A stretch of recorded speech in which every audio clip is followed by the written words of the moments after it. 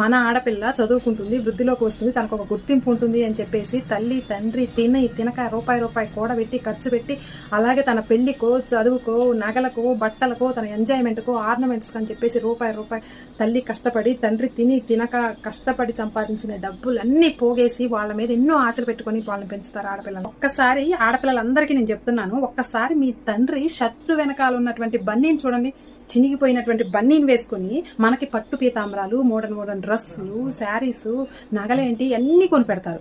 కానీ ఏ ఆడపిల్లకైనా తన తండ్రి కష్టం గురించి, తన తల్లి కష్టం గురించి ఆలోచిస్తున్నారా మీరు? అస్సలు తల్లిదండ్రులు ఆడపిల్లల మీద కానీ అసలు మగపిల్లల మీద సరే ఎన్ని ఆశలు పెట్టుకొని చదివిస్తారండి. అసలు చాలాకెళ్ళి కష్టపడి అసలు వాళ్ళు సంపాదించిన ఆ కాయలు కాసి సంపాదించిన డబ్బులు మనకి పాకెట్ మనీకి ఇస్తుంటే మనం చక్కగా తిరిగి వాడెవడో ప్రేమించాడని వాడి చుట్టూ తిరుగుకుంటా వాడేదో జొమాటోలో ఆర్డర్ పెట్టినటువంటి ఆ ఆర్డర్ తెచ్చుకొని తినటానికి, వాడి వెంట తిరగటానికి, వాడి వెంట వెళ్ళి పెళ్లి చేసుకోవడానికి మనం ఇంట్రెస్ట్ చూపిస్తున్నామే. మనల్ని కన్నటువంటి తల్లిదండ్రులు మన మీద పెట్టుకున్నటువంటి ఆశలు, మన మీద పెట్టుకున్నటువంటి నమ్మకాన్ని ఏం చేశారు?